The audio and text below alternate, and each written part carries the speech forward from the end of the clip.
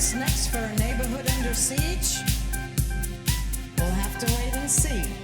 Reporting live, Sadie Sinclair, Channel 7 News. This is San Francisco.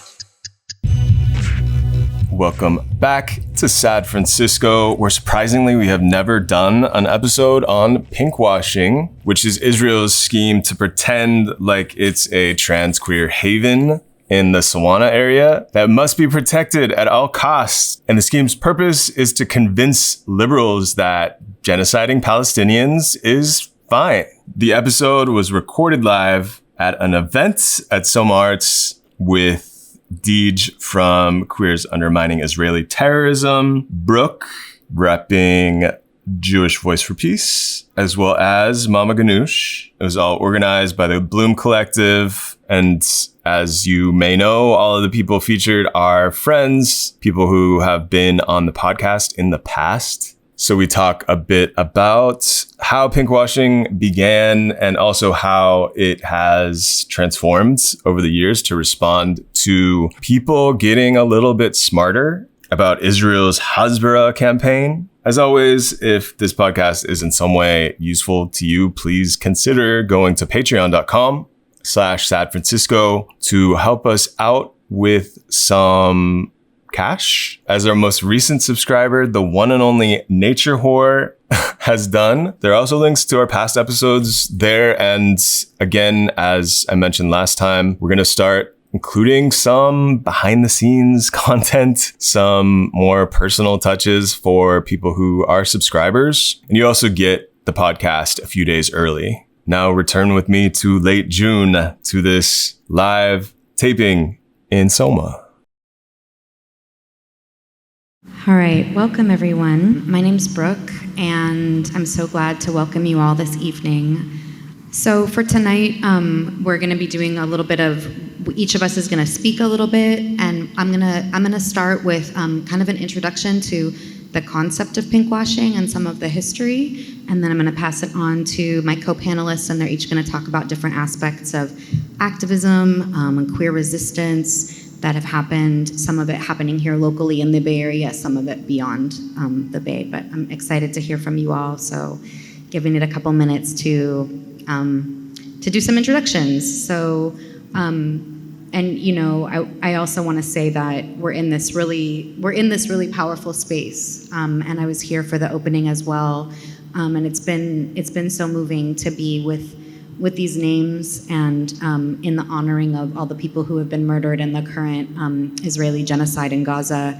And it's really impossible to feel like we're in the right place and at the right time in this horrible time. And I just want to acknowledge that before we start.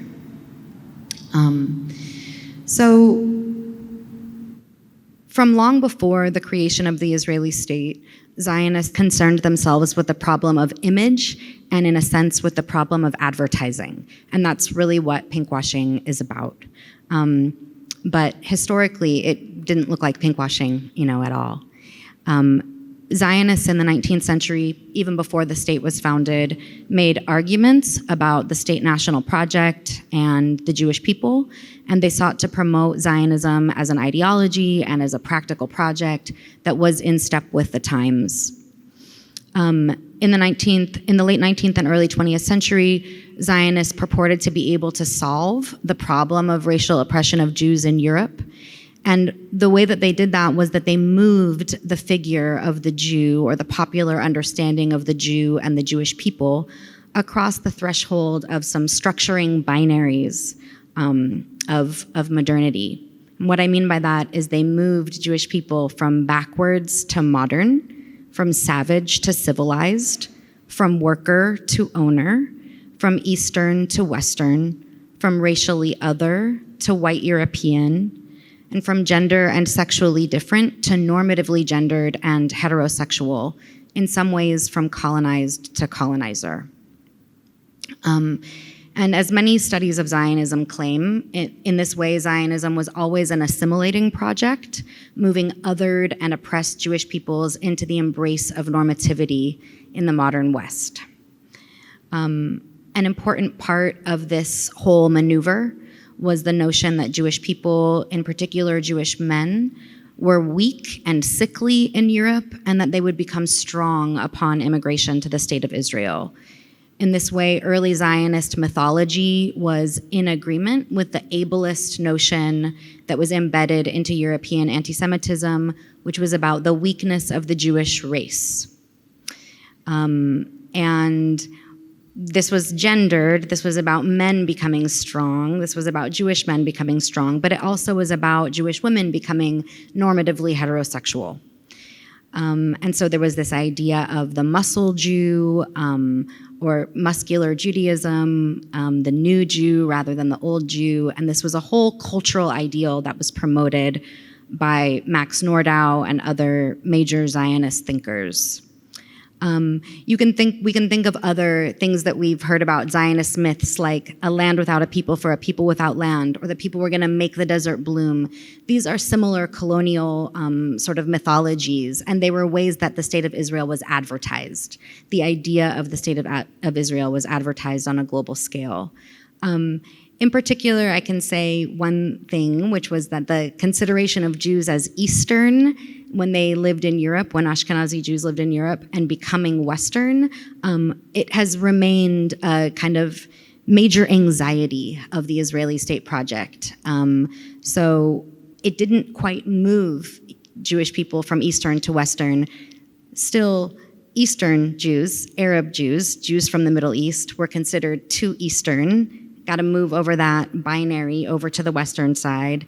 And of course, Palestinian people and Arab people and Muslim people were dehumanized, right, as non-Western, as kind of the foundational violence of the state project. After 1967, the ideal of the new Jew was advertised on a global scale more than ever before. So there was an image of Israel as what was called an invincible victim.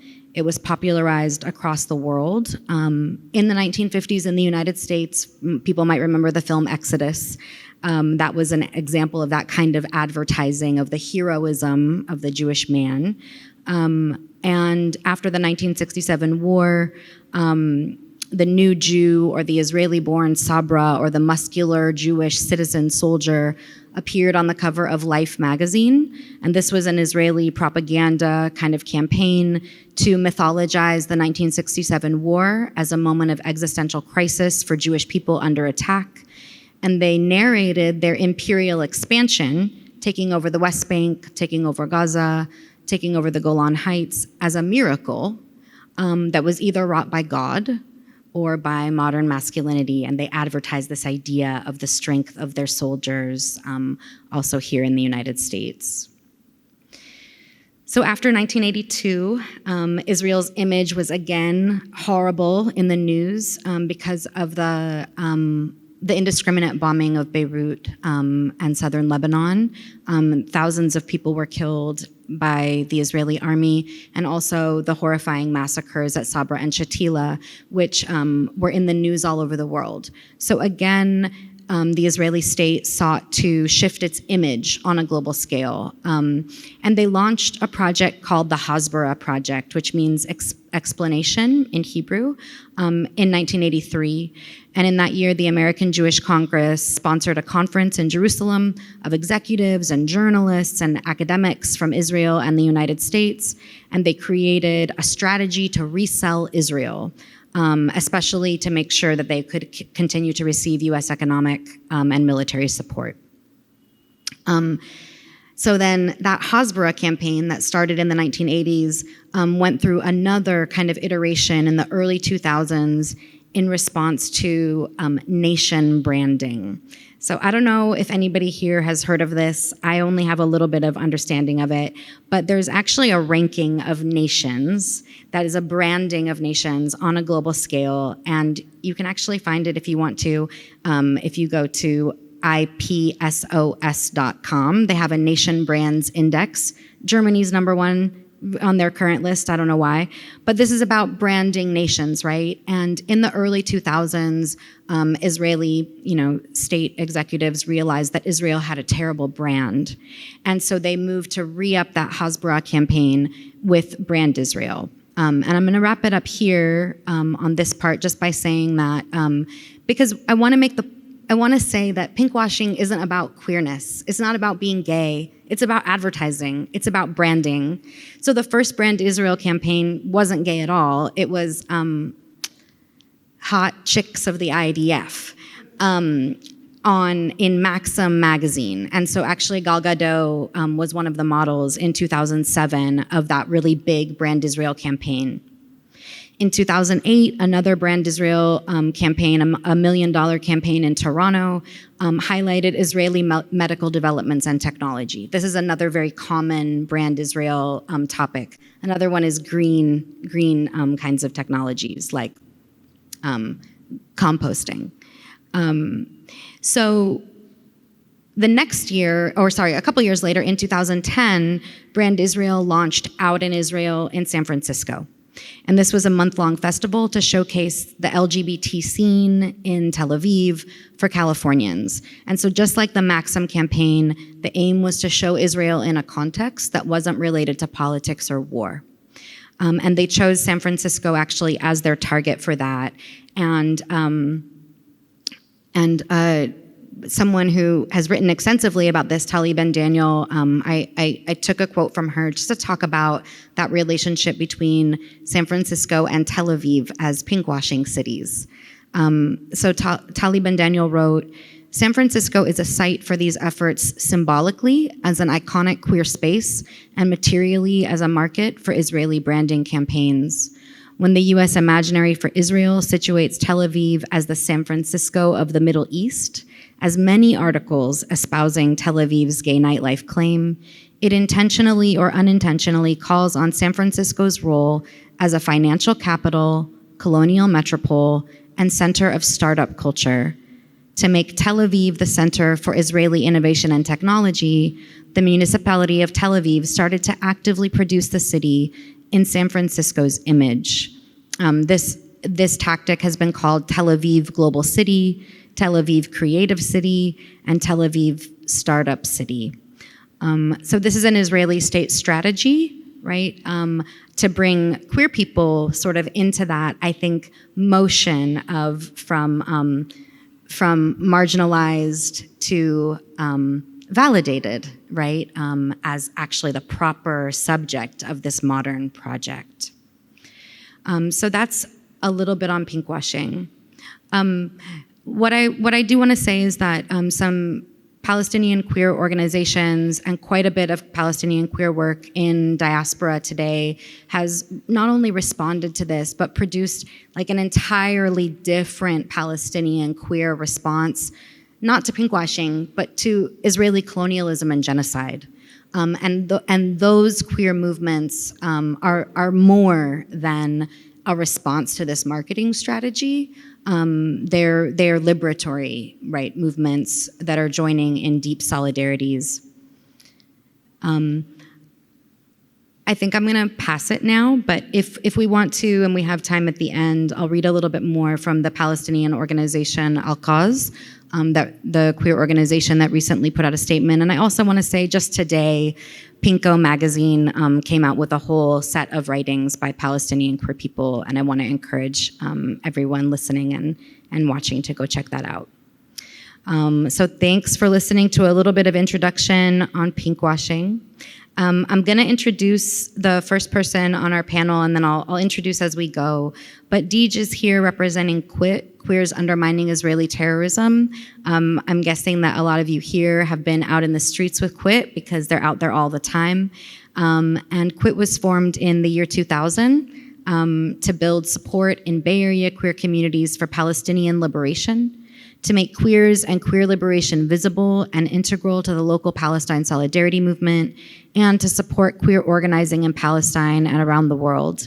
QUIT opposes U.S. imperialism, military interventions, and funding and support for the Israeli apartheid state. QUIT has a long history of supporting international and local queer rights, but QUIT's struggle is for liberation, not equality, in this or any oppressive society. Hi. I hope you can hear me through this mask. Thank you, Brooke. Thanks to SOMArts. Some of you will remember that in 2005, we had an art show here called Made in Palestine. It was an art show that was started in Texas and had work from both Palestine and the diaspora, and no museums would take that show. And so a group of Palestine activists, including Quit, worked with SOMArts to bring that show, and it filled this whole building, and it was just a fantastic time, and we had programs, and SOMArts was so great to work with. So thank you, SOMArts, and thank you for that entire history of supporting radical art, including queer and trans art. I'm also going to mention, in addition to Quit, I'm going to mention a group called Le Gay Queer Insurrection, which formed in 1983 and is still around, and works as part of Quit and works by itself. And it's just because when we talk about the history, some of it's going to be pre-Quit.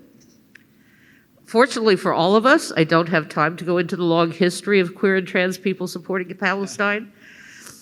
The term pinkwashing derived from the term greenwashing, a term that the environmentalists first used.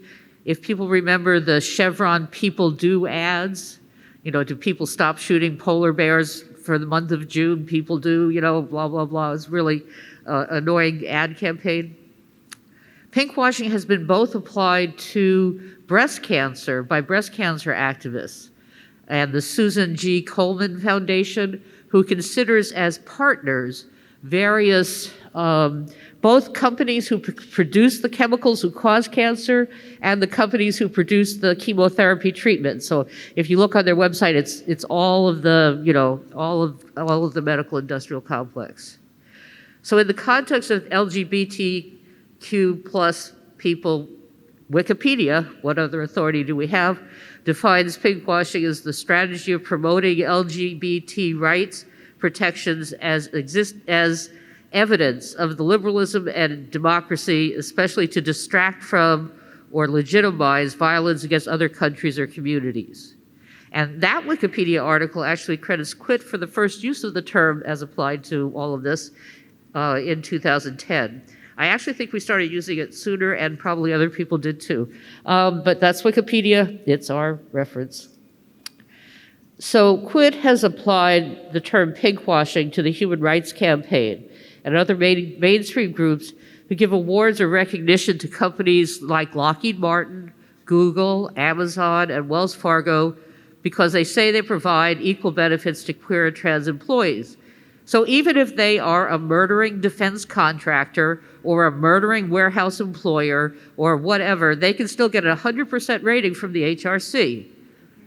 In that context, we have done protests and whatever at the HRC store and booths, often in cooperation with Gay Shame. There's also been national marches on the HRC because they call themselves the Human Rights Campaign, but can't be bothered to come out against genocide in Gaza. Pinkwashing also applies to queer and trans politicians who use our communities as cover for displacing poor and working class people in our communities. I mean, you think about Scott Weiner and Raphael Mandelman, who are kind of quintessential pinkwashers. Mostly we use the term pinkwashing in the context of Brand Israel, in the context of Israeli and Zionist propaganda. And it refers to portrayals of Israel as queer-friendly and granting of certain queer rights while portraying Palestinian society and Arab cultures in general as anti-gay and backward. So Quit, to be clear, Quit and Le Gay and Gay Shame and everyone else has actively opposed the anti-gay, anti-trans, anti-queer, anti-woman violence laws and policies in the United States and around the world. We know there are no actual safe places for us. We know that our cultures survive in different forms all over the world as well. We have supported queer struggles specifically in Central and South America, in Africa, in Egypt, and in Russia. To the extent that Israel grants certain rights to some citizens, these are the rights that Jewish citizens are getting above the rights or non-rights of Palestinians and other people in Palestine. To be clear, Palestinian queers are not granted the right of return, are not given preferential treatment at the multitude of checkpoints, are not somehow immune to being bombed or starved or imprisoned, and are often the target of special harassment by the Israeli government. And just to further go to the myth of Israel being a haven for the queers, even Jewish queers have been attacked at Israeli pride marches. Israel is a right-wing religious apartheid state, and it acts accordingly. Since Israel doesn't have gay marriage, the main or the first way that the pinkwashing has been projected is about gays in the military. In 1983, Israel allowed some gays to remain in the military with a lot of restrictions. And in 1993, Israel removed most of those restrictions. This happened to coincide with the US March on Washington for lesbian and gay and bi rights and liberation, which featured the demand for gays in the military. At the 1993 march, LeGay and other radical queer groups organized We Like Our Queers Out of Uniform, Gays in the Military, It's Not Liberation, Ban the Army, Not the Queer Contingent. Gays in the Military is the most obvious example of positive queer imaging of Israel in the most violent and imperialist of settings. So Brooke described Red Israel, so thank God I don't have to. But one local manifestation of the campaign was a partnership of the Israeli consulate in San Francisco with Frameline, our local LGBTQ film festival. And I believe the oldest LGBTQ film festival maybe in the world, I don't know, it's San Francisco. So in 2003, this partnership brought Frameline to feature a film called Yossi and Jagger. This film showing was sponsored by the Israeli consulate. It was a special program to which the Jewish queer group was invited, and so the whole audience was filled with that. This film depicts the Israeli occupation of soldiers from Israel during the Israeli occupation of Lebanon, which lasted from 1982 to 2000, a long time. It depicts a closeted gay relationship between two Israeli officers who are stationed in Lebanon, one of whom ultimately dies and the other can't mourn him openly. I am sorry if this is a spoiler for those of you who are planning to rent the film. The film didn't show a single Palestinian. It didn't talk about the massacres. It didn't talk about the tons and tons and tons of concrete that Israel installed all over Lebanon to prevent people from being able to travel. And when they finally withdrew in 2000, there was, miles of concrete that had to get removed that was poisoning the land because concrete is alkaline and it poisons the land. So Quinn and our friends, between the showing of the film and when the producer was going to talk, we went on the stage with these big banners that said, the making of this movie, there were no animals that were killed in the making of this movie, but 17,000 Palestinians and Lebanese civilians were killed by the Israeli forces in Lebanon. One of the features of this movie is lots of scenes of young, beautiful people dancing. That's one of the features, like Brooke was saying, it's one of the images that Israel puts out of itself, of this kind of diverse, attractive group of young people dancing and partying, and that's what Israel's all about. So continuing our assault on Frameline, in 2000 we started going every year to their openings, to their fundraisers. We had petitions, we had postcards, we did many things about Frameline to get them to stop partnering with the Israeli consulate. Because you'd be sitting in Frameline until we stopped going, and you'd see them list their sponsors, and one of them would be the Israeli consulate. So eventually in 2015, we organized our own film festival called Outside the Frame. It included a pledge by the filmmakers not to participate in Frameline.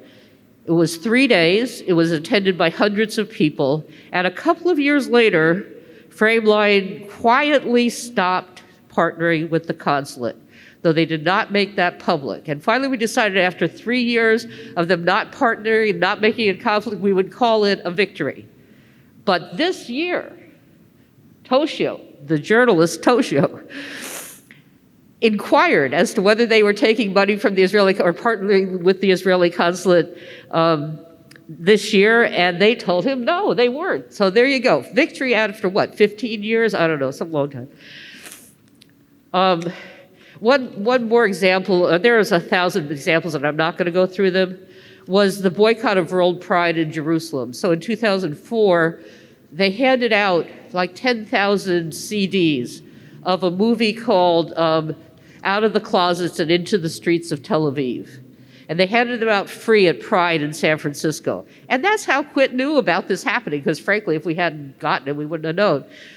So we called for an international boycott of World Pride in San Francisco. World Pride is organized by a group called Interpride, which promotes international pride tourism, which is appalling in and of itself.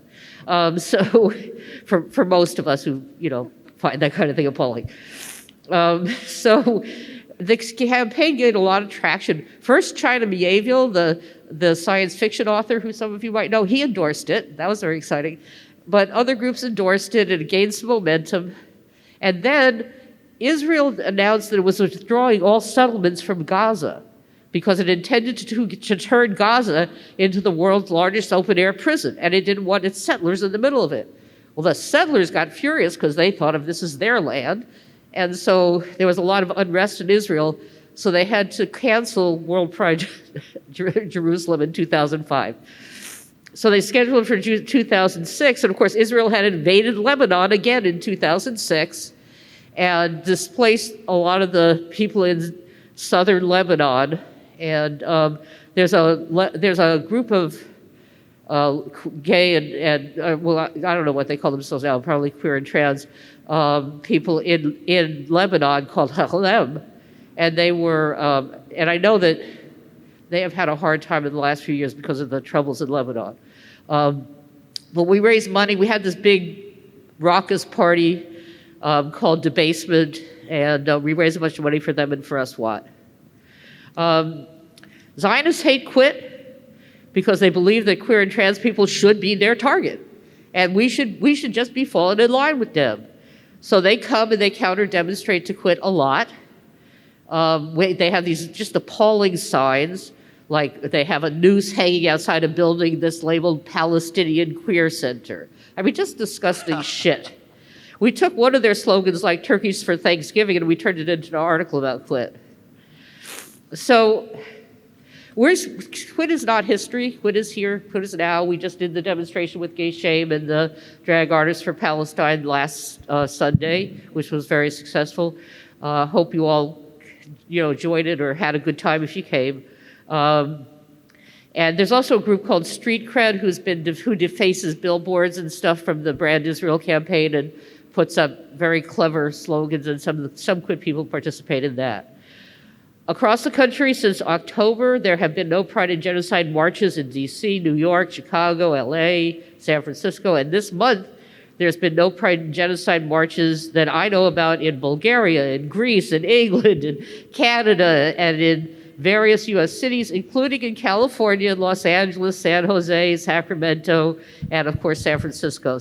And that's just a few of them. Hello everyone, Tofu here, co-producer of Sad Francisco, here to talk to you about how you can support the show. If you have the extra funds, you can visit our Patreon page at patreon.com/sadfrancisco. There you'll find all of our past episodes, transcripts, and frequent community posts. Our paid members will have early access to episodes a couple days before they go live on our public platforms, exclusive behind-the-scenes content, and will have their display name shouted out in the end card of our YouTube videos and our monthly Instagram post. And new paid members will have their names shouted out in the intro of our episodes in the week following their subscription sign-up.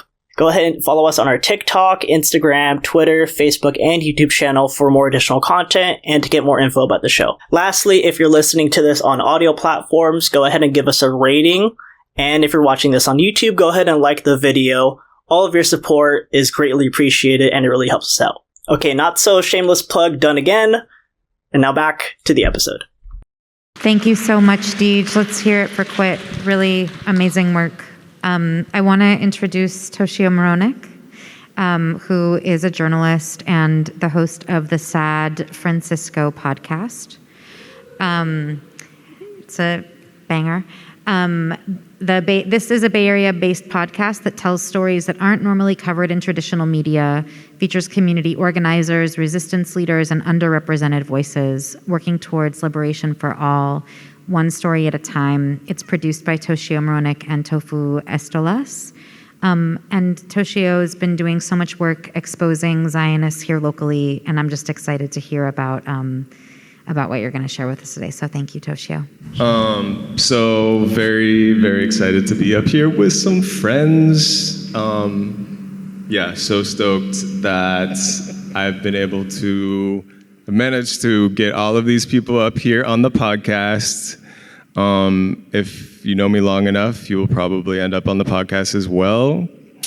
I am also just excited to be here in the room with a lot of other people that I know are committed to ending colonialism around the world and here in the form of gentrification, is how we often see it. But in terms of the podcast, Palestine has been on our minds, and as a result, it's found its way into just about every episode, but pinkwashing in particular is one that we have not addressed. And that's kind of weird because as a journalist, pinkwashing is one of the first topics that I tackled.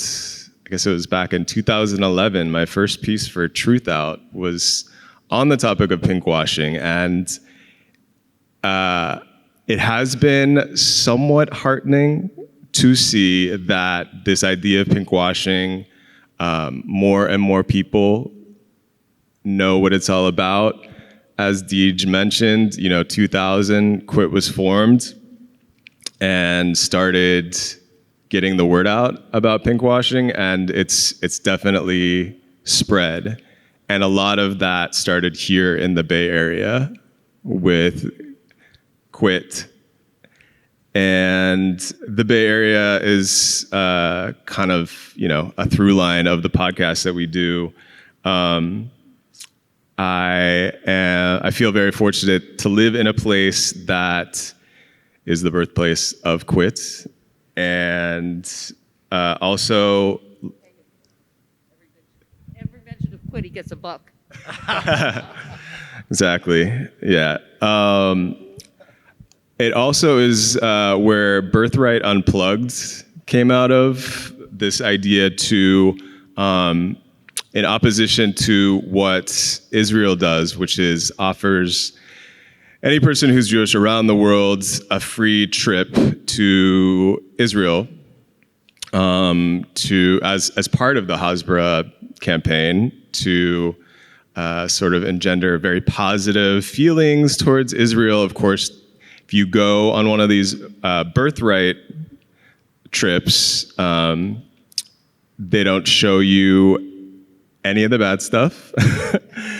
And so Dunya Alwan here in the Bay started doing these Birthright Unplugged trips to show the other side. And without any of the billions of dollars that Israel has, thanks to, in part, the US, managed to bring a bunch, like a queer and trans delegation out to Palestine back, I want to say 2008. Don't quote me on that, but that included queer and trans icons such as Angela Davis and somebody who has been on the show, Dean Spade. And so from people that went on this delegation, I think that was where I first heard about this idea of pinkwashing that had, been, birthed right here in the Bay, thanks to Quit's efforts. So, yeah, I just get a little excited every time I think about how big of a ripple like some of the activism that happens here in the Bay has had over the years. And that keeps me somewhat positive in spite of all of the awful, terrible things happening in Palestine. Also, something that I think has motivated me is just as a journalist, the point is to get to the truth of the matter, and pinkwashing is an attempt to dilute the truth. It's an attempt to distract from all of the negative things happening under apartheid or now with genocide. San Francisco, unfortunately, has also had a ripple in being the place where a group called Blue Star PR really took on, as Brooke was talking about, the Brand Israel campaign. And so this PR company here in San Francisco was responsible for things like, the CDs that Deeg talked about being distributed at Pride, and basically trying to, create this narrative that Israel is not what we actually know it to be. And so, as someone who works in the media, another way that I became frankly annoyed with the idea, angry with the idea of pinkwashing, was through some of my early articles as the freelance writer.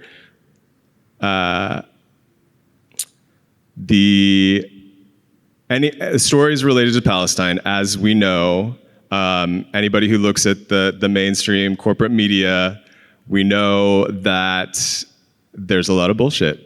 And I came to learn this very quickly in freelancing for outlets back in around 2010, when in a couple cases, the first case that I ever received a kill fee, I talked about this on the podcast, was with this local blog that was called Color Lines, that was based in Oakland at the time. And I had pitched this article on pinkwashing, actually, and it went back and forth to the editor. I had signed a contract and came back eventually, and the editor was like, "Yeah, we can't really run this," and didn't give me a very clear reason on why they couldn't run it, because we'd already done a bunch of rounds of edits, and it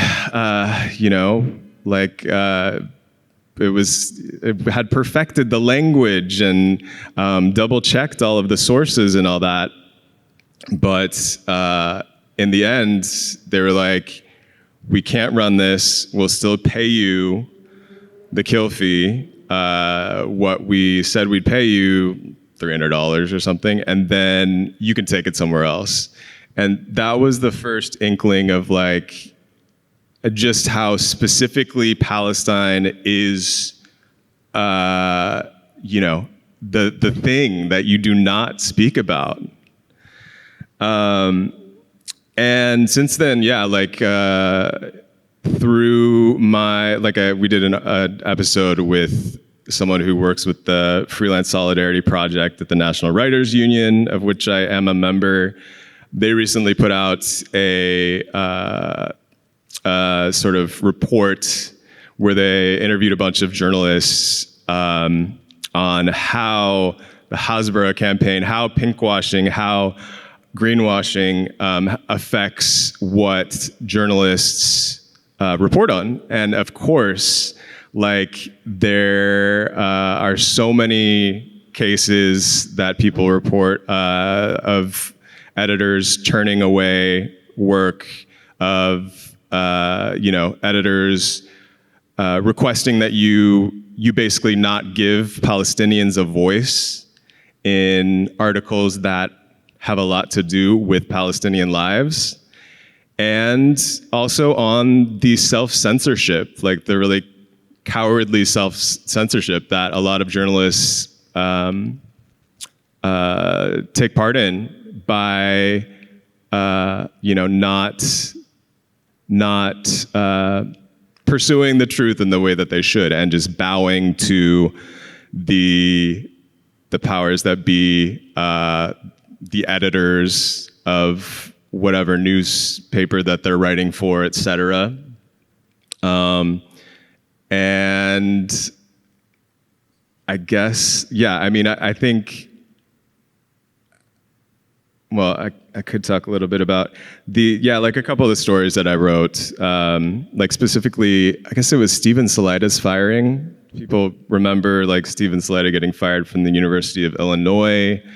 That was one of the pieces that was turned down. I had to take it elsewhere. Also, like when they tried to change the or ethnic studies being added to the high school curriculum here in California, there was a big fight over that. That was another piece that was turned away because in bringing ethnic studies to California, hella Zionists swooped in and made sure that any mention of Israel was in a very positive light in the textbooks that now exist in ethnic studies classes in California public schools.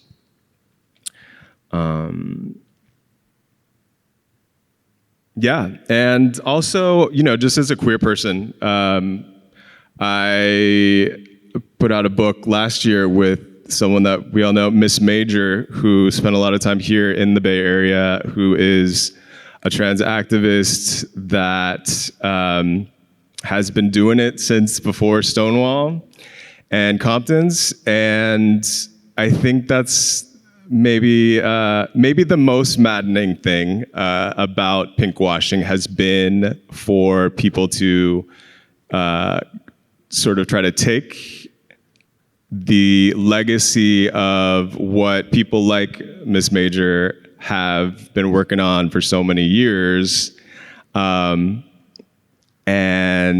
manipulate it and try to use it for the purposes of making Israel look like a place we should be sending, billions of dollars every year here in the US. Anyway, so I would say that I'm just stoked to be up here with these people, very honored. And also, keep talking about Palestine, keep writing about Palestine. All the media that you do, whether it's short form video on TikTok or, or if you're a writer, it all matters. And again, very, very stoked to be up here with people who I know their work has had such ripple effects across the world. Thank you so much, Toshio, and thank you for all the work that you're doing to expose these horrors as they take shape here in our local scene. Appreciate that work. I'm going to introduce Mama Ganuush. I have the honor of introducing a San Francisco-based BIPOC and disabled drag artist and an organizer who's been lighting up the Bay for queer, trans, and Palestinian liberation. I really can't say enough how grateful your community is and our community is for all the work that you've done to help us bring our direct focus onto Palestine and to keep our queer and trans communities heart open during this genocide to come together and do this work together. So thank you so much for being here, Mama Ganuush. Hi, everyone. I am Mama Ganuush. That's my stage name. I also go by Namura. It's a Palestinian almond cake. That's what my mom used to call me growing up. I am Palestinian. I have a grandmother that is Sudanese, but my family My father's family is from Beit Sotari, or the family. Beit means the house. It's like the house Targaryen. It's not like this at all. They're very like humble people. Beit Sotari, they're from Jaffa. In 1948, my father was displaced into Gaza in an area called now. It's basically the refugee camps turns into cities or neighborhoods. It's called Lebrej, and the other one is called El Maghazi. And these are two camps that are having refugees living since 1948, where 70% of the population of Gaza are not from Gaza because they are from all over Palestine, displaced into Gaza. My grandmother is Min Beit al-Aisawi, and that's another Palestinian family from Gaza. And then I have Aqilas in my family, so that's all very Gaza families. My mom is from the Abid family. Abid family, they are from Gaza, and some of them are actually written here in the memorial. My parents, my mom was born in Lid, actually, which is a very small, it's a different city close to Gaza because it was a main train station. And my grandfather escaped in 1948 to Gaza, back to his house. And unfortunately, he was killed by the Israeli settlers when they sacked Gaza in 1967. After losing his two brothers and his sister in Jaffa in 1948, so our family has a lot of loss that we have witnessed from Israel. And the past 8 months, because we have a lot of my mother's family has 2,300 people, like that was like recorded in the family, I guess, 15 years ago.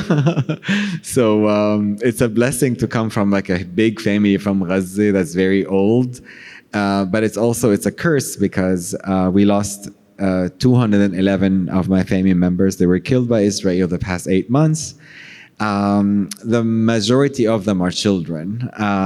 So that's the loss. Unfortunately, there's a lot of youth and young people in Gaza, but that means that your loss happens to the young. So Allah yarhamhum. But I am very honored to be here.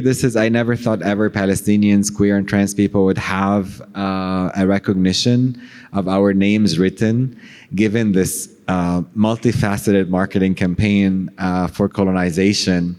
It is just a blessing to be here. But it's also, we are here because of all the work that these three people have done with all the communities, like from Dr. Brooke, who did not really introduce herself, but Dr. Brooke is a professor and a very, very, very, very, very brave professor and extremely principled, that because they stood by what their principles are and what they want to leave as their legacy for Palestine against a lot of discrimination that they are still facing and continue to face.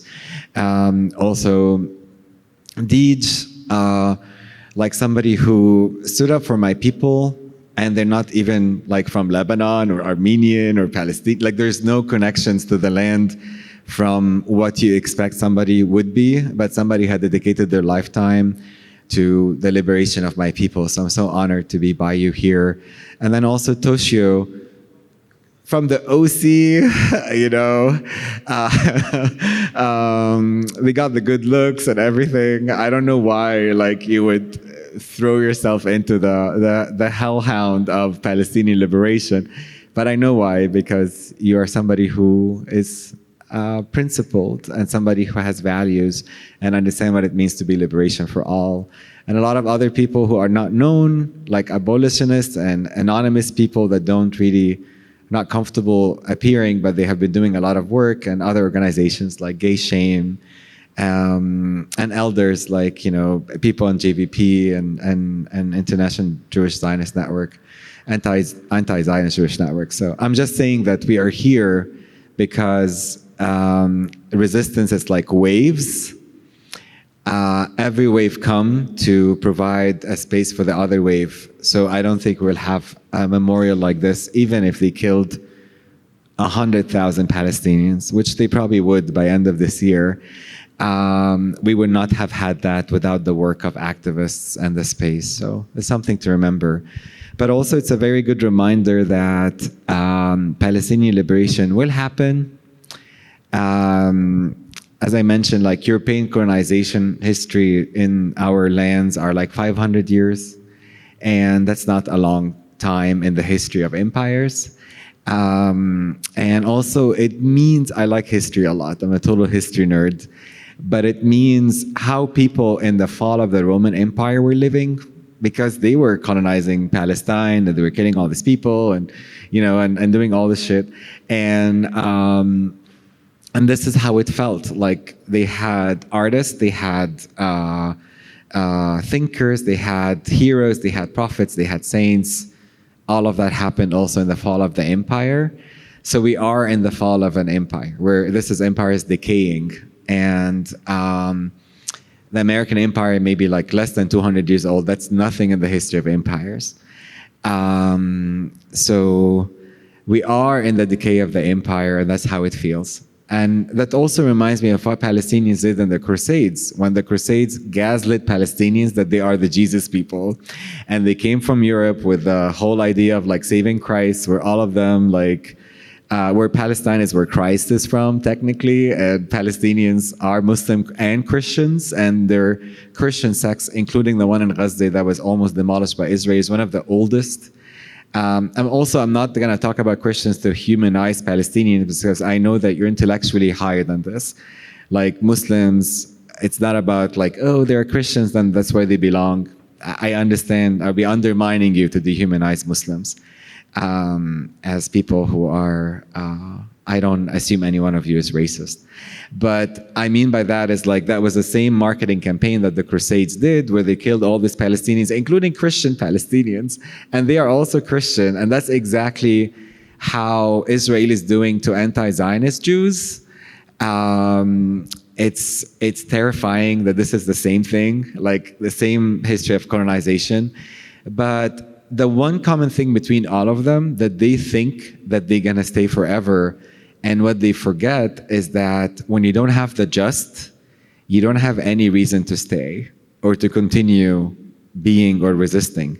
And when you're somebody who's a colonizer, it's not in your best interest to keep fighting with all these Palestinians who are like giving you a hell of a time, you know what I mean? Or go be shamed like Manny somewhere in Romania by now. People in Romania probably know about Manny and the Civic Joy Fund. You know, it's like, visit Manny in France. I was like, you are Manny.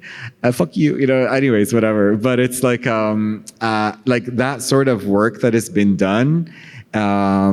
It's just a reminder that this is just ending. However, what it means is that you show up in the moment, and you all are showing up, whether by learning about Palestine and Palestinians, whether about being in community, whether by talking to your racist uncle in Milwaukee, telling them about Palestinians, you know what I mean? And that trans people exist and they, them pronouns, the same thing. Like you're doing all the work every single day. So I just want to remind people, because sometimes you have the best lecture here about pinkwashing from research, from journalism, and from street activism, basically, and doing the work. So I can't really talk more about this. I can't up that. This is insane. I also learned a lot today, so thank you very much about this. But what I want to actually talk about is just hope. Yes, what we heard right now is very disturbing. What we know already, and we have the proof for it, I have the receipts. Yes, we're ready to go out and talk to people and have like intellectual conversations with the people who actually care about learning, not the people that are there to suppress you by making you feel discredited. So you don't have to waste your energy if somebody's shouting at you with like a Zionist flag. You don't have to waste your energy. It's up to you, of course, but if somebody's really interested to learn, then you know how the knowledge to teach them. But also remember that this is already happening, and this happened through a lot of different colonizations, which is for me very hopeful because these colonizations ended, and the peoples that were remembered, the people who actually stood up and showed up. Does like everyone here knows about like Jewish heroes that stood up against Zionism and against the Nazis? But we also know about like modern American like immigrants like Hannah Arendt. Everybody knows about Hannah Arendt if they study philosophy, you know what I mean? But nobody knows about this woman in the settlement that was doing this to Palestinian kids to die. Nobody would remember her name. Like nobody would remember these people. Nobody would remember the Civic Joy Fund or Daniel Lurie or like nobody would remember this. Daniel Lurie, Chris Larson, Anne Germanicus, all these founders of the Civic Joy Fund that is basically made to continue the extension of this pinkwashing campaign. If somebody doesn't know about, and I'm going to talk very briefly about this, is that okay? Sorry. Yeah.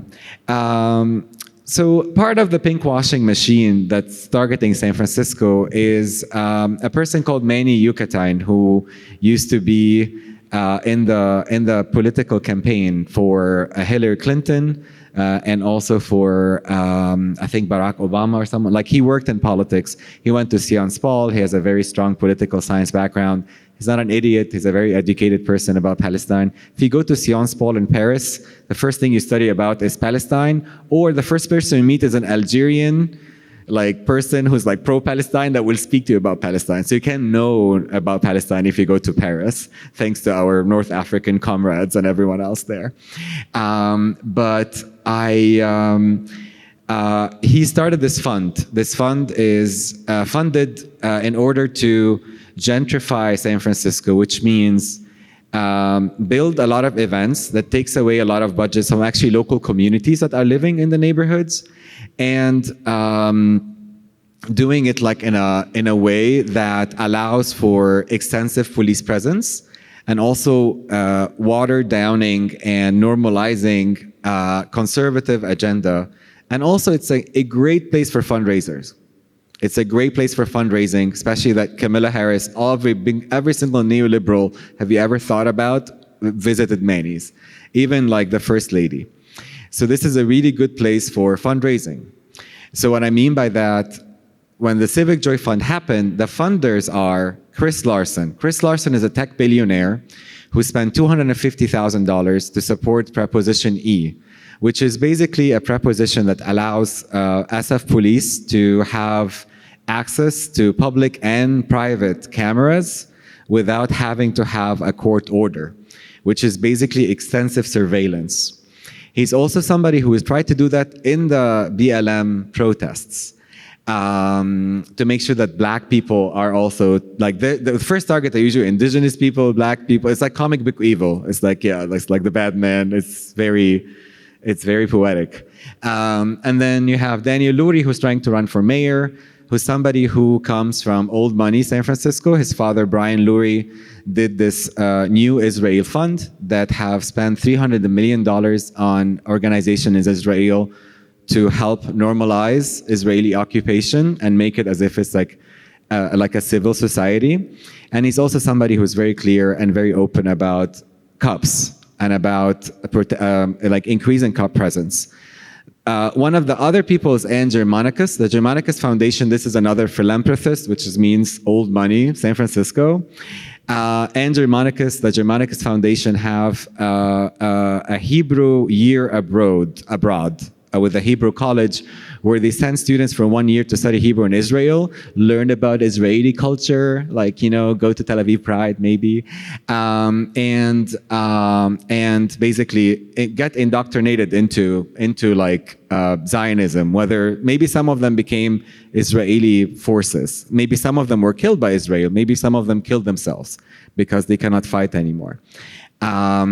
So that's the Germanicus Foundation. These are the main funders for the Civic Joy Fund. This Civic Joy Fund, there's no journalist in this country who did any proper reporting on it, except we have been talking about this every single time. As if the SF Pride conversation, although this is very important, and I'm going to talk about this for a minute, but the Civic Joy Fund is a problem because this is a place where Raphael Mendelman, a conservative candidate for District 8 and one of the few people who voted against the ceasefire, and Matt Dorsey, who's an ex-cop who got $800,000 to run for a local city by pro-Israel lobbies. This is all ChatGPT, by the way. Sorry, I sound like a millennial. But it's like, this is public information. Like, you could Google this. Even ChatGPT, that's very desensitized, could bring you the information very easily. So the problem in this is that we have, in that location, people will fundraise for giving cups, affordable housing in the mission. Giving cups, affordable housing in the mission. And this is real. Like, I know it's very laughable, but it's very real. Like, I laughed about this. I was like, what about all these people on the streets? What about the families? What about the Olonis that never been recognized? The people who actually had this land that were colonized. The Oloni tribes in the Bay Area, they're not recognized as tribes. What about that? People have been colonized for 400 years, and the cops could take that. Which means you want to have a police state, you have a lot of surveillance, and you have cops living with you in your neighborhood. I am not of a black experience, and I'm not of an indigenous experience. My Palestinian experience allowed me to see a little bit of how bad it is for everyone else but cis white men, and then falling by privilege afterwards. And I'm talking about, especially people who are supported by Israel.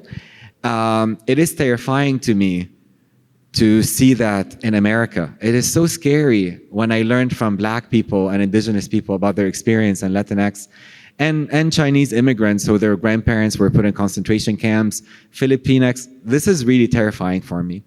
So it's just a good reminder that Civic Joy Fund is making sure that none of you is aware of the long-term consequences that the lobbying that happens in that space and the funders is, and what does it mean to not only for Palestinians, but for every single person. And the last thing to remember, that the same people funding the Civic Joy Fund, like Grow SF and Together SF, all these AIPAC lobbies, all these pro-Israeli lobbies, are the same people who spend $100 million against every single progressive candidate to lose. So these are the same people who are expanding on transphobia and queerphobia and anti-blackness and anti-Semitism.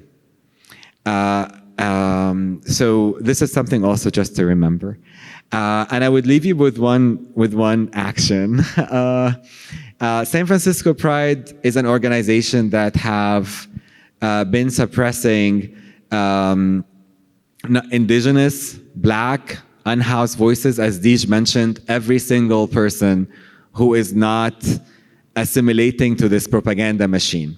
So when you think about SF Pride, think about Super Bowl parade, but for gays. That's what it is.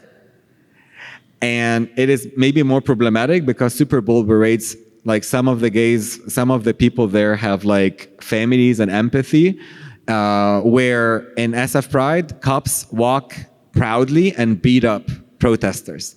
They gave somebody concussion in 2019, and Susan Ford, who's a trans woman, unfortunately, have lobbied to make sure that SF Pride officers walk in Pride in 2023. And Matt Dorsey. And this year, they are sponsored by Amazon, who spent $9 billion investing in Israel. They are sponsored by US Bank, who spent $1 billion to make sure that Israeli bonds are stable, so the state of Israel continue genociding people. And it's also the same sponsors where a lot of the Civic Joy Fund money comes from. This is all the same. It's not a conspiracy theory. Israel has so much power over this country through lobbying and through money. This is real. This is the reality that we're in right now. So how to show pride? Lean into your community. Learn from your black comrades and indigenous comrades about black pride. And like there's a black pride in every single city because black people never felt they belong, based at least the people I know in like the mainstream pride. So there's a lot of places to celebrate. There's a lot of artists that you could support. I have a website. I know it's very millennial, like what's that website? But I have a website, it's mamaganuush.com, where you could go and see all the facts of things that basically Brooke mentioned about pinkwashing, about Zionism, about Palestinian experience. But also you could go to my Instagram page on Mama Ganuush, and you could see in my bio every single pro-Palestinian or pro-liberation event that is there. If you saw one there that it doesn't look the right place, reach out to Dragon King. He's awesome. He's doing all that work for us. And the last thing is Quit and other organizations are organizing the Sunday March. And I want to give it to Deeg just to talk about this. But last but not least, Palestinians will be liberated. Again, I say that all the time. I say that all the time. Like we have been, it's Persia, the pharaohs, like we have been liberated a lot. 75 years in the history of like our region, Algeria was colonized for 150 years. Like this is nothing compared to how our people like survive. So if you cannot do something right now because you're overwhelmed or you're too scared or it's because it's triggering your trauma, remember to be kind to yourself because this is a very long journey. We need you. We need you to be healthy. You need you to be great.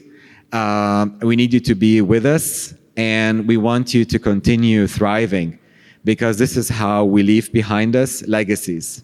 That's how Palestinians left behind prophets and saints that people worship in religions now.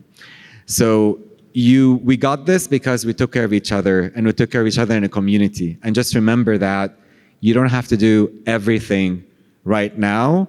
You just have to focus on doing one thing until you die for Palestine. Thanks, everyone. Thank you to the organizers. Thank you, Toshio. Thank you, Deeg. Thank you, Mama Ganuush. Thanks, everyone.